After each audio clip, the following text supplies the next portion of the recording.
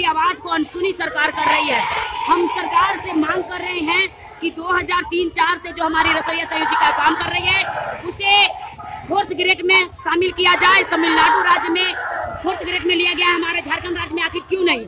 हम मांग कर रहे हैं जितनी भी हटाई गई रसोईया संयोजिकाएं हैं पूरे झारखंड में 8000 उन रसोईया संयोजिकाओं को जल्द से जल्द वापस ले। हम लोग का जब तक मांग पूरा नहीं होती है तब तक हम लोग यहीं पर रहेंगे, चाहे इसके लिए हमें आज से लेकर के 2-3 दिन 4 दिन भी रोड पर रहना पड़ा।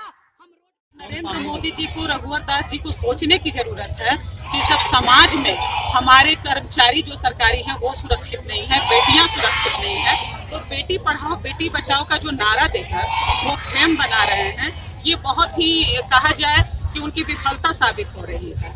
और मैं निंदा करती हूँ झारखंड प्रदेश महिला कांग्रेस की अध्यक्ष होने के नाते कि रसोइयों के साथ इस तरह का जो वो दुर्व्यवहार कर रहे हैं, लाठियां बरसा रहे हैं, महिलाओं के शरीर पे वस्त्र तक नहीं था, उनकी साड़ियां देखा जाए, दुपट्टा देखा जाए तो उसको पुलिस छितिर बितिर कर रही है। तो पुलिस को वो गुंडा बनाकर और चाह रहे हैं कि सबका आवाज दबा दे। खुद रघुवर दास शीश महल में बैठे हुए हैं। नैतिकता के आधार पे हम उनके इस्तीफे की मांग करते हैं, और नहीं तो वो अपने आप को मुखिया समझते हैं राज्य का, तो वो सामने आए और रसोइयों की मांग को पूरा करे, नहीं तो ये अनिश्चित काल तक